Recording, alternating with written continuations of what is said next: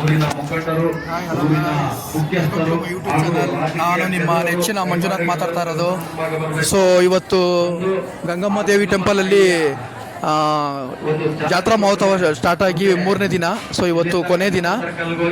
So ನೋಡಿ ಯಾವ ಥರ ಒಂದು ಭಕ್ತಾದಿಗಳು ನೆರವೇರಿದ್ದಾರೆ ಅಂತ ನೀವೇ ನೋಡ್ಬೋದು. ಇವರು ನಮ್ಮ ಅಕ್ಕ ಅವರು.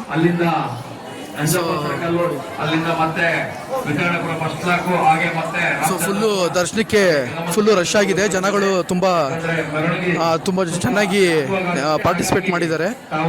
ಸೊ ನಾವು ಬಂದಿದ್ದೀವಿ ಈಗ ದರ್ಶನ ಮಾಡೋಕ್ಕೆ. ಸೊ ನಮ್ಮದು ಆಯಿತು ದರ್ಶನ. ಸೊ ಈಗ ನಾವು ಪ್ರಸಾದ ತೊಗೊಳಕ್ಕೆ ಅಂತ ಹೋಗಬೇಕು. ಸೊ ಪ್ರಸಾದ ತೊಗೊಂಡು ನಂತರ ನಾವು ಇಲ್ಲಿಂದ ಹೊರಡ್ತೀವಿ. ಸೊ ನೋಡಿ ಯಾವ ಥರ ಒಂದು ಡೆಕೋರೇಷನ್ ಎಲ್ಲ ತುಂಬ ಚೆನ್ನಾಗಿ ಮಾಡಿದ್ದಾರೆ ಗಾಯ್ಸ್.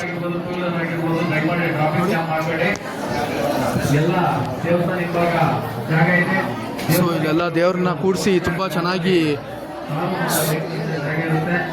ಒಳ್ಳೆ ವಿಜೃಂಭಣೆಯಿಂದ ಒಂದು ಪೂಜಾ ಕೈಂಕರ್ಯವನ್ನು ನೆರವೇರಿಸ್ತಾ ಇದ್ದಾರೆ.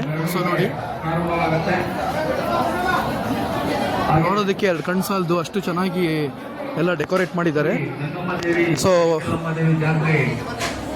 ಬನ್ನಿ ಗಾಯ್ಸ್, ಈಗ ನಾವು ಅಲ್ಲಿ ಹೊರಗಡೆ ಪ್ರಸಾದ ಕೊಡ್ತಾ ಇದ್ದಾರೆ. ಸೊ ಪ್ರಸಾದದ ಕಡೆ ನಾವು ಹೊರಡ್ತಾ ಇದ್ದೀವಿ. ಅಭಿನಂದನೆಗಳು. ಆ ತಾಯಿ ಆರೋಗ್ಯ, ಭಾಗ್ಯ, ಐಶ್ವರ್ಯ ಎಲ್ಲರಿಗೂ, ಸೇವಾ ಕಾರ್ಯಕರ್ತರಿಗೆ ಎಲ್ಲರಿಗೂ ಒಳ್ಳೇದು ಮಾಡಿ. ಸೊ ನೋಡಿ ಗಾಯ್ಸ್, ಇಲ್ಲಿ ಪ್ರಸಾದ ವಿತರಣೆ ಮಾಡ್ತಾ ಇದ್ದಾರೆ.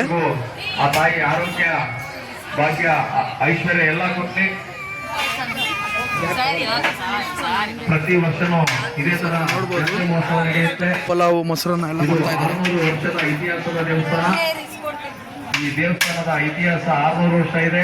ಓಕೆ ಗಾಯ್ಸ್, ನನ್ನ ಎಲ್ಲ ವಿಡಿಯೋಸ್ಗಾಗಿ ನೀವು ಕಾಯ್ತಾ ಇರಿ. ನಾನು ಇದೇ ರೀತಿಯ ಒಳ್ಳೊಳ್ಳೆ ವಿಡಿಯೋಗಳನ್ನು ನಾನು ನಿಮಗಾಗಿ ಅಪ್ಡೇಟ್ ಮಾಡ್ತೀನಿ.